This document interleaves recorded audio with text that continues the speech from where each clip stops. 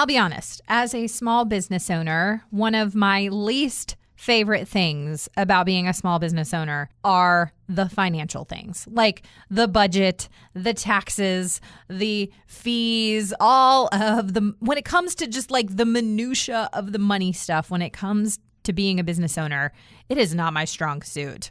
I will be honest, I hired a bookkeeper and an accountant, and I have an amazing husband who's a financial advisor who helps me with all those things. But it's hard. A lot of the day-to-day grind of being a business owner and all of the paperwork and the financials, like that can be really difficult for some people. And when you get into the nonprofit sector, you add an even more complicated layer of things. And so many nonprofit owners that I know struggle with this because it's not why they got into being a nonprofit director or running a nonprofit.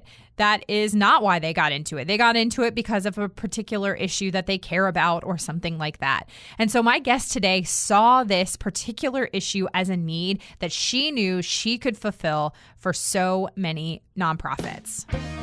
Welcome to Business with Purpose. I'm your host, Molly Stillman of Still Being Molly, and this show is all about bringing you the stories behind the brands, companies, and small businesses that are changing the world. Each week, I interview an entrepreneur, CEO, a nonprofit director, or a community leader, or just an amazing person who's trying to change the world, not only through their personal life, but also with their career. My goal is to show you that no matter what you do for a living, you can make an impact wherever you are. My guest this week is Stephanie Skryzowski, the founder and CEO of 100 Degrees Consulting, which helps purpose-driven leaders better understand and use their financials to make smart decisions for their organization so that they can do more and serve more. She's also the creator of the Master Your Nonprofit Numbers, which is an online course in financial management for nonprofit leaders. Now, I know when we talk about numbers and financials, it can seem like it might be really boring, but let me tell you, my conversation with Stephanie was awesome. This girl is so smart. She's so funny. And I loved hearing her story of how she kind of took a roundabout way into getting into the industry that she's currently in. You are going to love this conversation with Stephanie. So without further ado, on to my chat with Stephanie.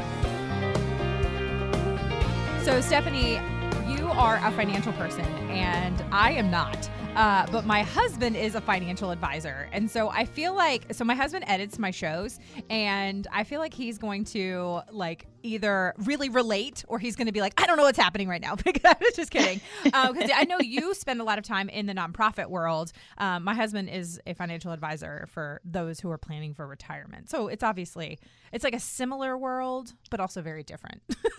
Yes, similar in that we both love numbers. Yes. And I love that in your bio, you're like, when she's not working on Excel spreadsheets. And I'm like, do you know how many Excel spreadsheets my husband has? It's a lot. Yes. Like, that's my life. Is that all financial people? Like, did just all financial people love Excel? I think so. I think our brain just works in Excel. And so it just feels like home. Because seriously, I kid you not. Like sometimes people don't believe me when I'm like, no. My husband has a spreadsheet for everything. Like he has and then he has like spreadsheets within spreadsheets. So like he has his life tab or his life spreadsheet that has like 9 tabs within it. Like. I think your husband and I would get along very, very well. I'm just thinking like a while back, my friend and I were planning a picnic for just us and our husbands, like literally 4 people. And I created a spreadsheet for it because you got to plan. You got to have the food and the quantities and the shopping list. And yeah, I'm a spreadsheet person. A spreadsheet for a picnic. That's amazing. Yeah. Last year when we went on a Disney cruise as a family, I was really overwhelmed with the packing because I had to pack for basically everyone except for my husband. But I was packing for me and both children, and we were going on the Halloween cruise. And so I wanted to make sure like I didn't forget their Halloween costumes. Plus like, it's a Disney cruise. So you don't want to forget all of the like Disney princess dresses and all that stuff. And so I created a massive packing list spreadsheet. And then I even created like a section for my husband, like here are the things that you should remember to pack.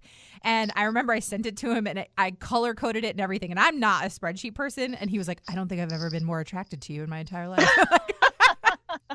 You found the key to I his found the heart, the key. true key to his heart. I just need to apparently make spreadsheets. Anyway, so we're not going to talk about spreadsheets or anything like that this entire time. But I just thought that was, I just loved that little bit of your bio. But anyway, so Stephanie Skryzowski, tell me all about you and how you got to where you are today. Give us the Stephanie 101 and just kind of dive right into how you really got into starting 100 Degrees Consulting. Yeah, so I think like a lot of people, my path was not straight in order to get here. So I'm going to back it all the way up to seventh grade. I went on a field trip to visit a courtroom, and I became obsessed with the idea of becoming a lawyer. And so I read like every single John Grisham book multiple times. And I just thought like I was going to be a lawyer. I had my life planned out. I'm very type A. I was like, okay, here we go. So I went to college with every intention of still becoming a lawyer, had the poli-sci major. I did an internship in London City Hall. Ooh. And I was like, okay, I'm going to go. Here we go. So I got a job. I had a job lined up right after college at a massive law firm in New York City. Think like 50-story skyscraper, very glamorous in Times Square, and started that job. And probably 3 months in, I was like, I don't think this is right. This is not for me. I was not feeling fulfilled. I was like, what am I even doing? Who are these people that I'm helping? But the problem was that I didn't know what else to do. So I kept pushing forward because I make plans and I'm not one to like let down on a plan very easily. So I took the LSAT. And when it didn't go very well, I did not do as well as I had hoped. I started backing off the plan, saying like, okay, I think there's something else out there. I don't know what it is, but I think there's something else. Yeah. I didn't know how to figure that out. So I started just like looking at what jobs were available online, and ended up just getting out of that law firm and working as a corporate meeting planner. And as you can imagine, that really didn't feel so fulfilling either. But one thing that stuck out at me was while I was at the law firm, I was helping one of the partners there with this nonprofit organization that she had created called Global Partnership for Afghanistan. And when I was there, she had me doing things like, funder and prospect research and donor acknowledgement letters and just, really sort of administrative things. But it sort of clicked something on in my brain that like, there's something here. There's like a little bit something more. And so after that corporate meeting planner experience, there was actually a position open at this organization that worked in Afghanistan. And so I took it and I was like, I think I've found something. So I was an operations, coordinator, which for everyone in the nonprofit space, that anytime you have the word like either operations or coordinator, that means you're going to be doing pretty much anything and everything in the organization. And so I did everything from helping with fundraising events to the accounting and bookkeeping and financial analysis and things like that.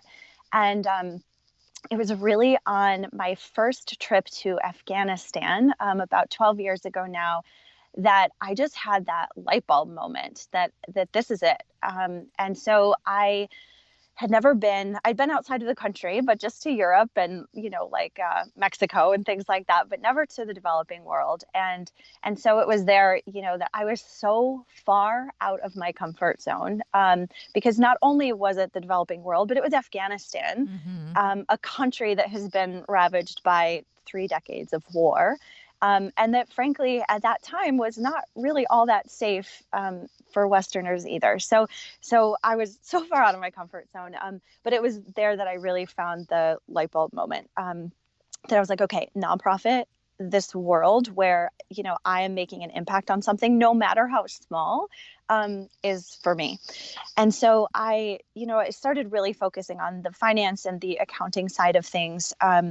Math has always been a strong suit, so it wasn't like this was totally, totally out of the blue. I thought maybe I would major in math in college, but I didn't want to be a math teacher. So it came naturally to me. So after that organization, I was there for a few years. Then I moved on to another organization that also worked globally in 7 different countries around the world. So Nepal and Haiti and Nicaragua and a handful of countries in Africa. And so I got to spend a lot of time on the ground in those countries as well.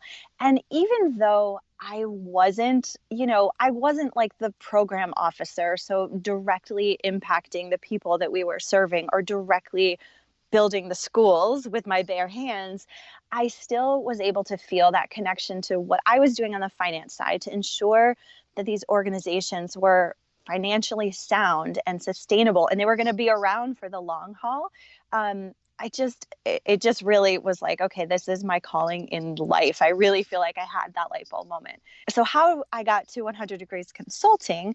So I worked at this organization around the globe for several years. And while I was there, I had gotten married. So on the personal side, I got married and my husband and I were starting to try for our first baby. And it was not coming easily. And, the doctor's appointments led to eventually going through multiple rounds of IVF over the course of several years. And once we finally got pregnant with my daughter, I was like, I don't think that I want to spend so much time in the office. I want to be able to be home with my daughter, but I need to be continuing to create this impact on the world like I have been for the past, 10 years. Yeah.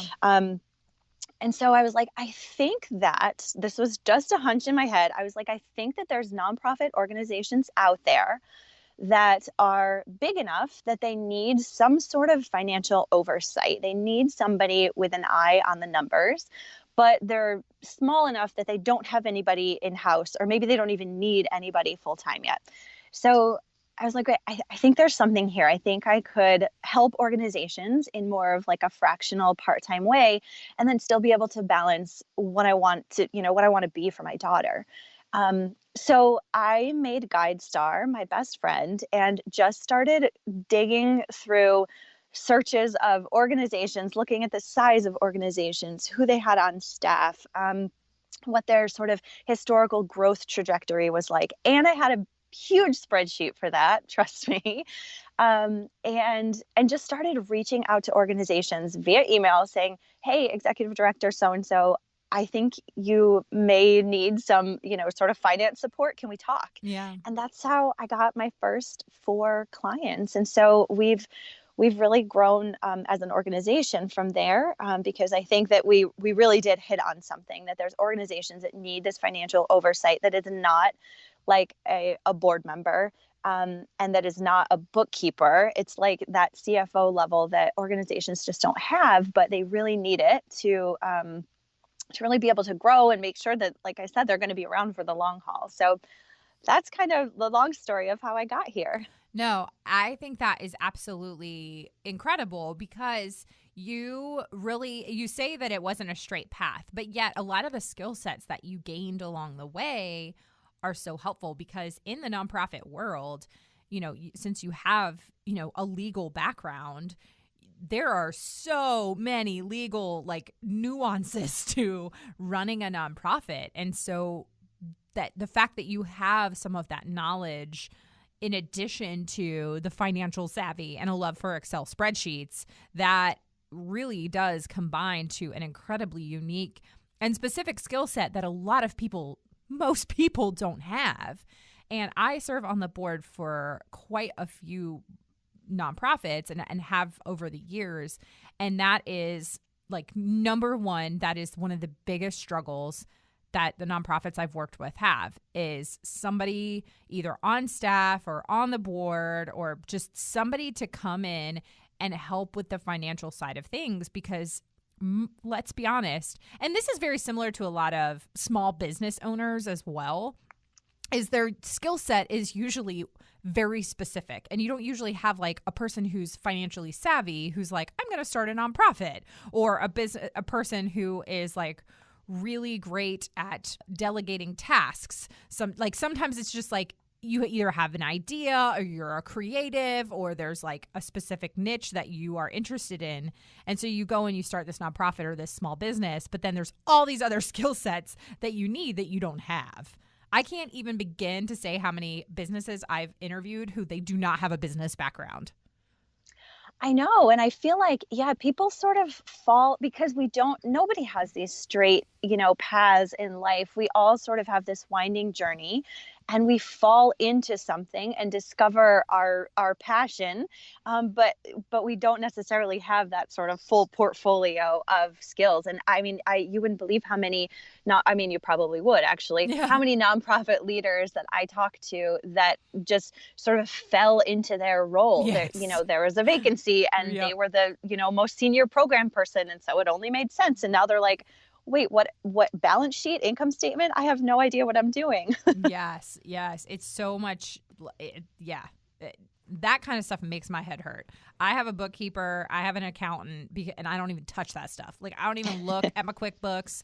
Like, I periodically do, but let's be honest, like, that is not my skill set. That is not my strength. And so I have somebody else to come in and do that for me. And even in, my marriage, like, my husband is so much better at, that's his strength, is setting the budget each month and, planning our retirement and where we're going to save and invest and all those things. He is so much better at setting all that stuff up. I mean, we are obviously completely on the same page and we communicate about those things, but I just trust him with that skill set. And so I just go, all right, yep, I'm on board. Let's do it. So I just love that you've taken that skill set that you have and you're using it to, impact these organizations that are doing so much good. Because it really is such a unique and niche thing that people are in search of. I think there's so much fear around money as well. Mm-hmm. And people are just really uncomfortable with it. And so we avoid what we are uncomfortable with. We don't take the time to immerse ourselves in things that make us uncomfortable. I mean, I think that's sort of human nature. And so these leaders are, running an organization, not comfortable with the numbers and sort of avoiding as much as possible. And so I think that, part of what I try and do as well is just help leaders become more comfortable with the numbers. And it doesn't mean that, like, I'm trying to make everybody be an accountant, but like just how you said, how you communicate with your husband and, you're on the same page. I think that is so important. Because I think it's just very easy to retract from things that we are scared of. Yes, absolutely. I know fear is one of the biggest things that holds us back from, growing in our business, growing in our marriage, making new friends, whatever it is. Like, fear is at the root of so many different things. And so, I mean, I always say this too, like when I teach classes or workshops on, blogging or podcasting or whatever it is, I always say hire where it hurts. I did not coin that phrase. I don't even remember the first place I heard it, but it's just like hire where it hurts. Wherever it is in your business, in your nonprofit, whatever area of your life you are struggling with or you feel like you're falling behind or whatever, hire somebody. Like, there is somebody out there that is their skill set. Like, pay someone else to do it. And I think so often we are just afraid to ask for help because we feel as though if we are asking for help or if somebody else is doing something for us, then we are somehow weak or we are somehow a failure or we are somehow less than, when that could not be more further from the truth. Exactly. Yep. I was listening to, or I am listening to Shonda Rhimes' book right now, Year of Yes. It's so Love good. that. Yes, it's so good. But one of the things that she talked about was like this illusion that women especially try to portray, and that's like that they can do everything and that they don't need help. And so the woman can work and they can raise the kids and they can take care of the household and plan the meals and do the grocery shopping and all that stuff, and that they can do it all. But the fact is that like they can't. Like no one person can do all those things and do it well. And so like at what point are we just going to say like, look at, these successful women and they're going to say, yep, I'm successful because I work hard, but also I have somebody who comes and cleans my house. I have somebody who does my grocery shopping for me, or like my kids have a nanny, or my kids are in daycare, or whatever it is. Like at what point are we going to stop like portraying this illusion? But that's so often like the thing in business too, or in nonprofit work is, you know, somebody has to portray this like, oh, I've done it all on my own, when it's like, no, you have a team of people. If you're really successful, you have a team of people alongside you who use their skill sets well. Exactly. And I feel like I've learned that lesson since having a daughter, having my baby. I mean, that's like the ultimate wake up calls. Like I literally do not have the physical capability to do it all myself. But I think that, you know, you're limited by your own capability. And I mean, there are some pretty superhuman, amazing people out there, but like at the end of the day, we really only have 24 hours and to make an impact, and actually less than that because we need to sleep. And so the only way to really grow exponentially, which I think is what we all want to do in our businesses, in our nonprofit organizations, the impact that we're having on the world, we want that to grow. Yeah, the only way is to bring in help. And, you know, especially for very driven type A people like myself, it is very hard to sort of step back and admit that you can't do it all, because I was one of those naive pregnant women that was like, okay, so here's how it's going to go down once I have my baby. Like, I'm going to do, you know, I'm going to work when she's sleeping. You know, I thought I had it all planned out. And it's just very, very humbling, I think, to get to the point where you're like, nope, I am not superhuman. I cannot do it all myself. And if I want to succeed and have the impact I want to have at that sort of global level, like, yeah, it takes a village. Yes. Amen to that. Now, in your experience, since you launched 100 Degrees Consulting, is there a particular story of a nonprofit that you've worked with where you've really seen, you know, directly how partnering with this organization has, you know, either impacted them in a certain way or they've impacted you, something like that? Yeah, so I think organizations that I really love working with are those that are on a growth trajectory, and they have, you know, grown to a certain point, and it's usually a few $1 million in revenue. They've grown to a certain point on their own, and they've built a pretty good team, and they have an involved board, but they don't have the sort of back end strategic financial piece. And so they're ready to take it to the next level. They're ready to go from like 3 million to 6 million or 5 million to a $10 million organization over the next couple of years. But they really need the eye on the numbers. And most organizations usually have a bookkeeper or an accountant, somebody who is keeping the books, paying the bills on a regular basis, maybe running the financials, you know, on a monthly basis. They have somebody usually doing their audit and their 990. But what's missing is that person to take a look at historical financials and then forecast out what does our growth trajectory of revenue look like over the next 3 years?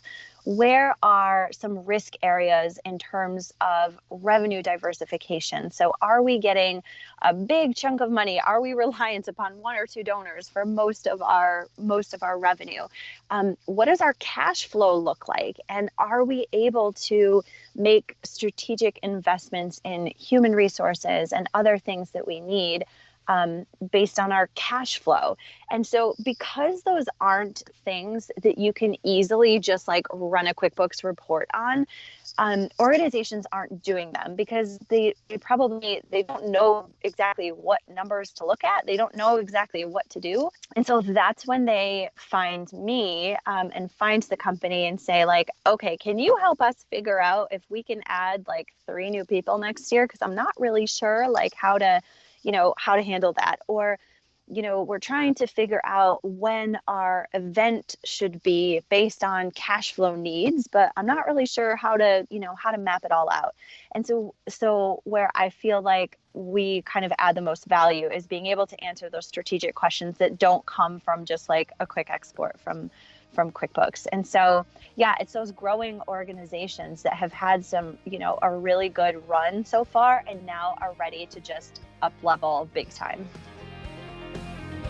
I'm sorry to break from this super fun conversation with Stephanie, but I just wanted to take a moment to thank our sponsor of the show, which is The Root Collective.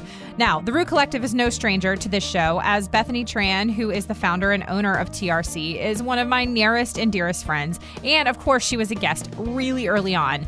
I have been a huge supporter of the Root Collective for years, and you can pretty much always see me wearing their incredible shoes. I'm actually wearing my Espe booties as we speak because they're the ones that I wear the most often. But also, they are the most complimented shoes that I own.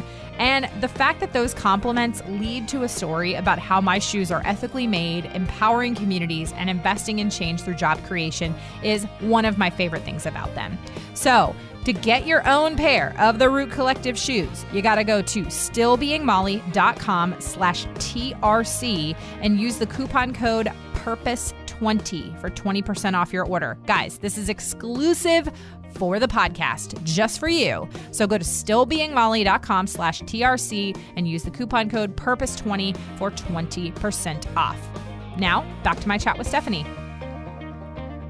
I think one of the things that I have seen so often, at least in my experience, like being on a board or volunteering with a nonprofit, is there's like this disconnect between like the vision of a nonprofit and like the impact that they want to make. And a lot of times like nonprofits will have like all these goals and they'll have these like whiteboards and all these things with like the things that they want to do. But then there's like a disconnect between we don't have the money in the bank to do those things, or we are too focused on fundraising, or we're not focused on fundraising enough, or like we're not thinking about the financial side. And like there's this disconnect.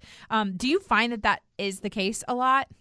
Yes. Oh my gosh. I'm so glad you said that, because one of the things that I see all the time is that these organizations have amazing strategic plans, and yes. Oh my gosh, the strategic plans. So many strategic plans. They do, there's a whole strategic planning retreat, and we put so much energy into creating this plan that then often gets printed out into a fancy binder and then sits in someone's desk for the next 3 years until we realize that we need to do it again.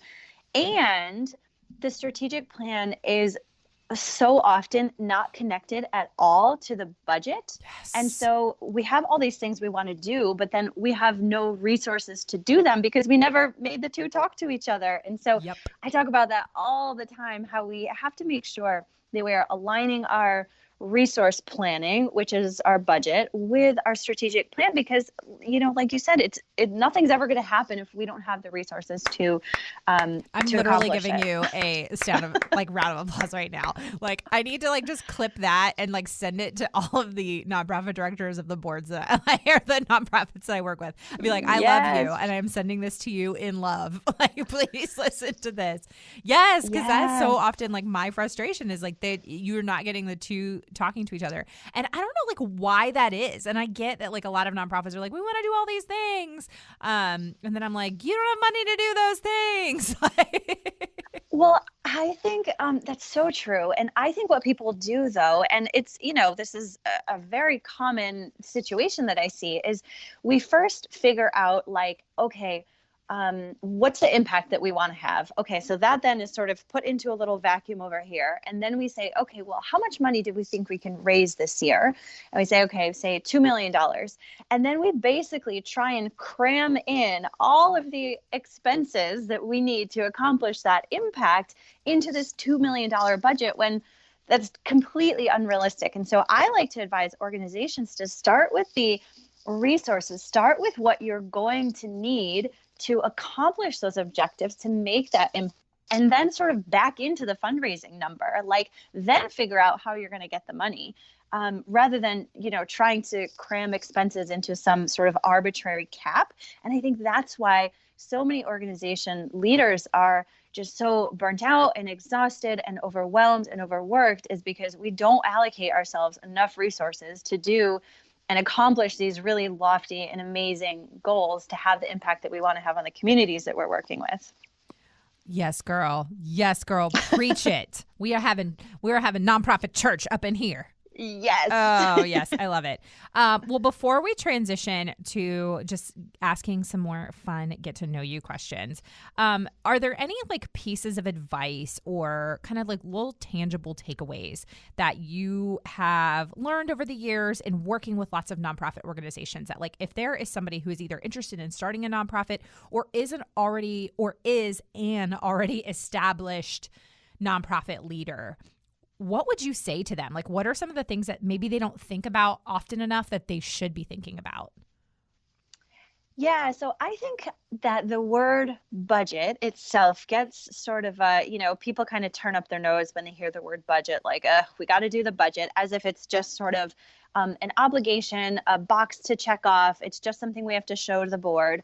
But I really like to encourage leaders, whether you're a brand new leader starting a nonprofit or a very seasoned leader leading an organization.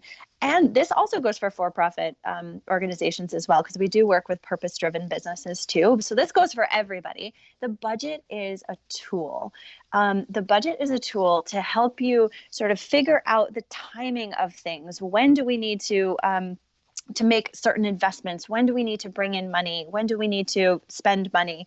The budget is a tool that helps with sort of sequencing and planning throughout your year. It's a roadmap that is connected directly to your strategic plan. So I think if we can sort of wash away this thought that like the budget is just some stupid obligation that we have to check off and really reframe our thinking that the budget is a tool and a roadmap that's going to help us get from where we are right now to where we want to be a year from now, I think that can be game changing.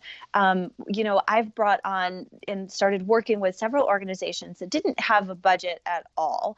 And so just being able to map out on a monthly basis and be able to show them some sort of, vision into the future of like, hey, I can see in black and white on an Excel spreadsheet what my organization is going to look like a year from now is pretty game changing for leaders. So I would say that is huge. And then the other sort of piece of advice that I would give to organizations, again, new or, very seasoned, is think about your cash flow. So cash flow is not a report, there is a statement of cash flows in your financial accounting system, but that's not really what I mean. I mean more of a cash flow forecast. And so map out when your cash is coming in and when your cash is going out. And here's why. So even if right now you have a super healthy bank balance and you log into Citibank and you're like, oh yeah, we're good for a while, I don't have to think about it. I've seen organizations go from, oh yeah, we're good for a while, to, oh my gosh, we can't make payroll because they just weren't paying enough attention. And I don't say that as like a scare tactic, but I think it's a really key piece of financial management. And I think it was the Nonprofit Times published an article a few months ago that said that the majority of nonprofits are teetering on financial peril, were their words. And that was like, whoa, wait a second. And what that article said was that 50% of nonprofit organizations have less than 1 month of a cash reserve. So wow. If a couple donations didn't come in the next month, like you're probably not making payroll. So like I said, I don't mean to be sort of scary, but it's true. There's a lot of organizations that just aren't paying attention to their cash flow. So if they're able to sort of map out month by month when money's coming in and money's going out, I think it gives leaders such a greater peace of mind. I can't tell you how many nonprofit EDs and CFOs or CEOs I've spoken to that are like, I am literally losing sleep at night because I'm worried about the money in the bank. So that's my second big piece of advice, is to really manage your cash flow, pay attention to it beyond just looking at the bank balance, really forecast it out so that you have some future visibility to make sure that you're not one of those organizations teetering on financial peril. Wow, that is such a good piece of advice. And I just really pray that anybody listening that is, something that maybe you've struggled with or you haven't, really thought about that you are doing that. Yeah, because I definitely see that. I would agree with that statistic. There are so many nonprofits that are just hanging on by a thread. Yeah, go ahead. I just think about like we all are in this space, whether it's a nonprofit or a purpose-driven business, because there's something in our heart that, you know, we want to make an impact on the world. We want to serve the, you know, communities, people, animals, whatever it might be that our organizations are serving. And we can't do that at the highest level to the best of our ability if we don't have these sort of this like foundation of financial management and sustainability in place. And so I think that for us to really be fulfilled as people and living out this impact that we want to have, I think that the financial foundation is so important. Yes. Amen to that. All right. So Stephanie, this has been so much fun. But now is the portion of the show where we get to just ask some fun, get to know you questions. And as everybody knows, this is also the portion of the show where my husband inserts a TV clip or a movie clip or something. I don't know. He just always inserts something to hopefully make us laugh or, you know. So Stephanie, are you ready? I'm so ready. Hello, Peter. What's happening? We have sort of a problem here. Yeah, you apparently didn't put one of the new cover sheets on your TPS reports. Oh, yeah. I'm sorry about that. I forgot. Yeah. You see, we're putting the cover sheets on all TPS reports now before they go out. Did you see the memo about this? Yeah. Yeah, I have the memo right here. I just forgot. But it's not shipping out till tomorrow, so there's no problem. Yeah. If you could just go ahead and make sure you do that from now on, that would be great. And I'll go ahead and make sure you get another copy of that memo. First question. If you got stuck in an elevator and you were forced to listen to only one song, what would it be? Oh my gosh.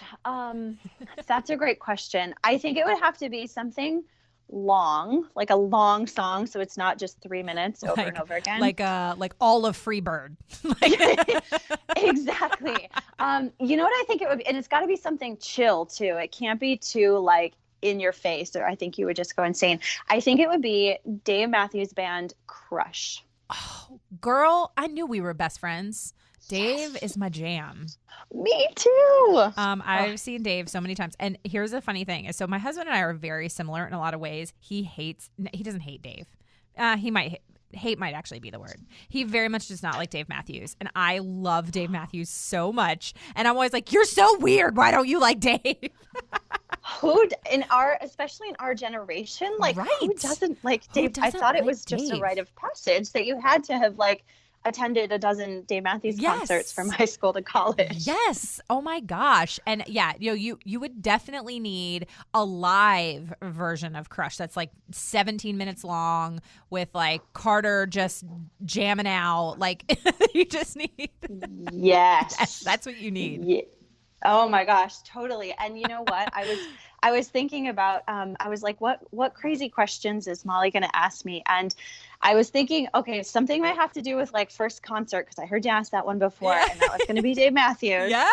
And I was going to tell you that I had literally 7-foot tall posters of Dave Matthews, like 3 of them in my dorm room at college. So like his face was literally like basically my wallpaper in college. It was a little much. That's amazing.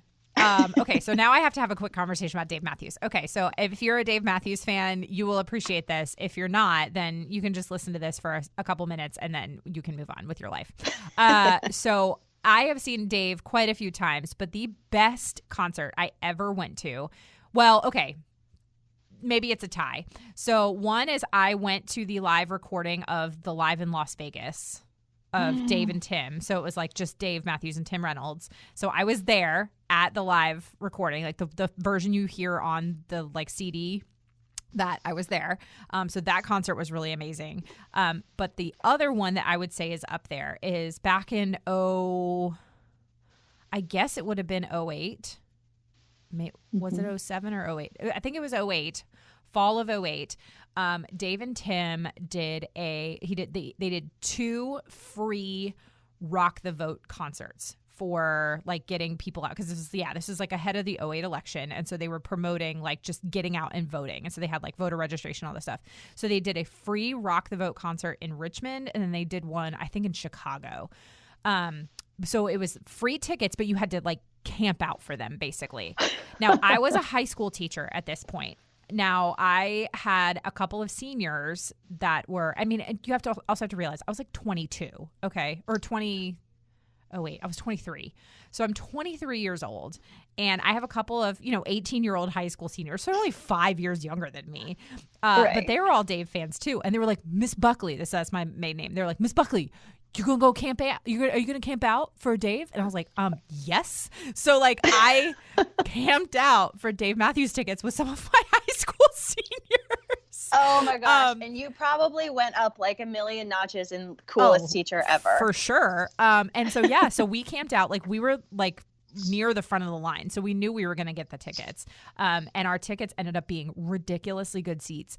Dave and Tim played for 4 hours.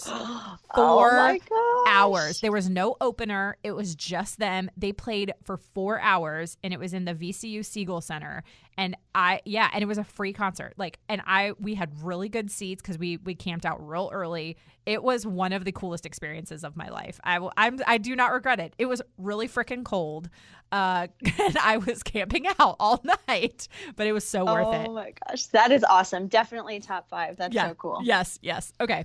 All right. So moving on from the Dave conversation. Okay. What is something weird that you recommend everyone tries at least once? Oh my gosh. Like food or like anything? Anything. An experience, a food. Oh my gosh, this is such a good question.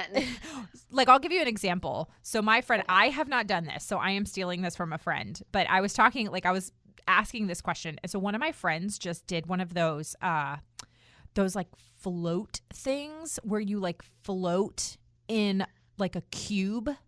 Yeah, do you know what I'm talking about? That. It's like a sensory deprivation thing where you like they fill it with like insane amounts of salt, and so you just float, and then they close this, it looks like a big egg, and you like get in it and you float, and there's like these blue lights that are on for about 10 minutes, and then they shut them off, and then you lay there and float for 90 minutes in complete darkness and silence.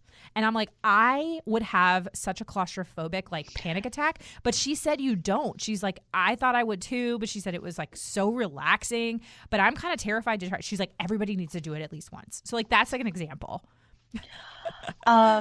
Yeah, I don't think that would be for me either, the claustrophobia thing, but I've also heard that like it's pretty cool. So I haven't done it, so can't recommend that.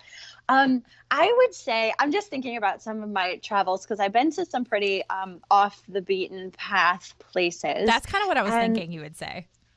Yeah, I think that everybody needs to eat something like totally weird and like something you probably wouldn't eat at home.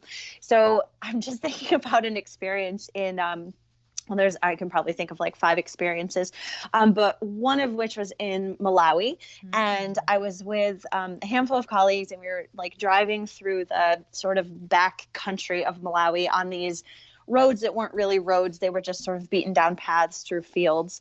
And there was a little side, like a little stand by the side of this road, and they were like, oh, let's get a snack. And I'm like, okay, snack. That sounds great.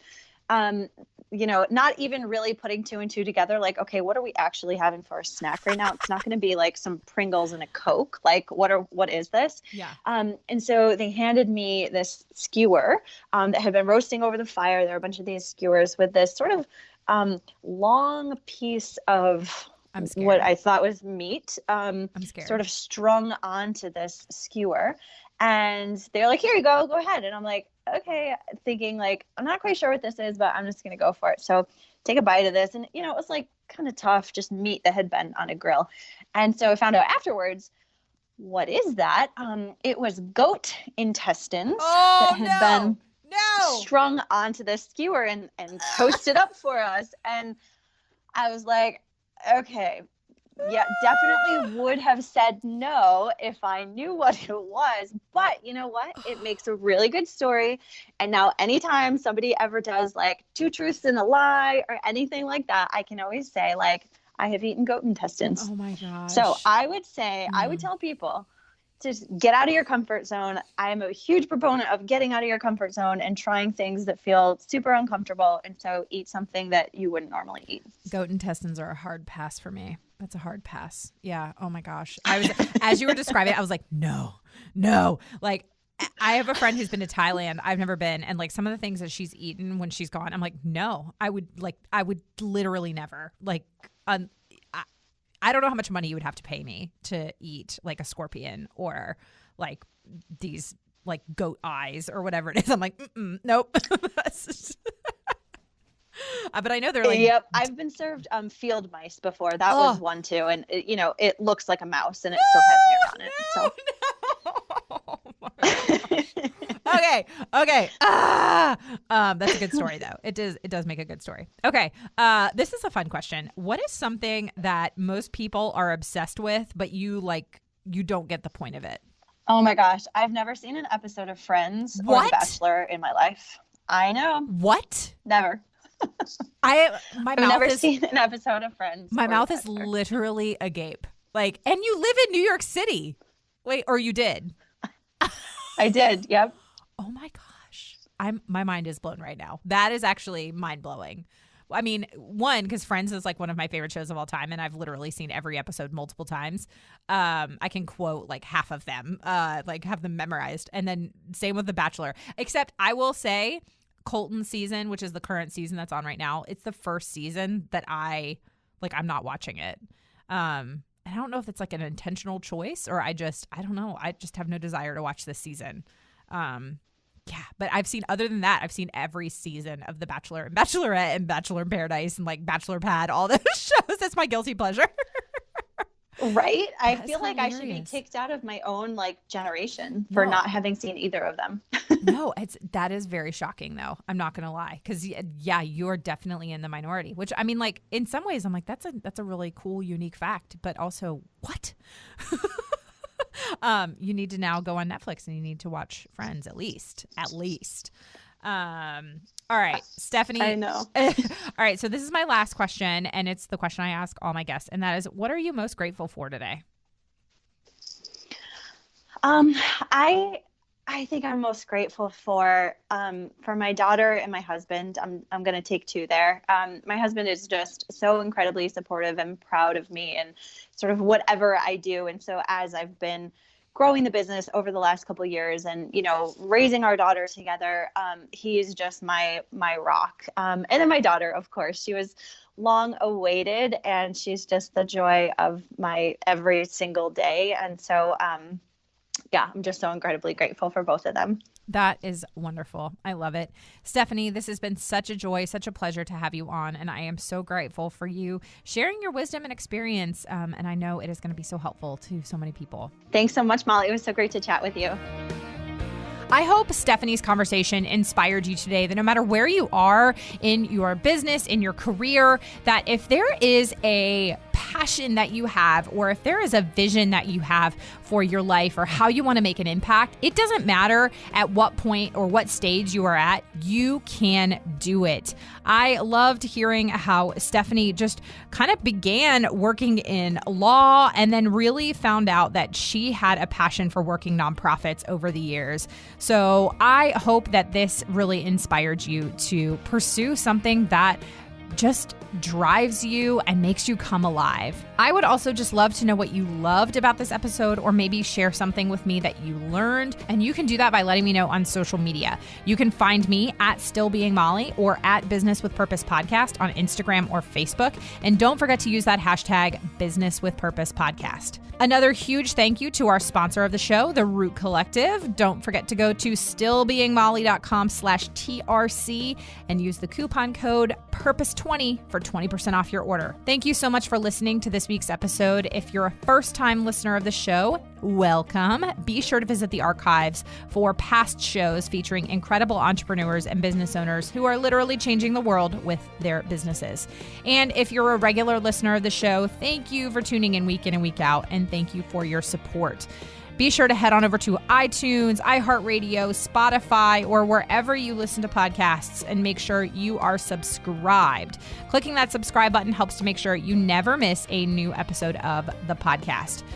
And while you're there, would you mind taking a moment to leave a review, pretty please? Leaving a review of the show just helps me to know what you're liking and how the show is impacting you. This show is edited by my incredible husband and executive producer, John Stillman, with support from Mark Haywood, and the music is by Mark Killian of Third Wheel Media. Thank you so much for listening, and go do something good with purpose on purpose.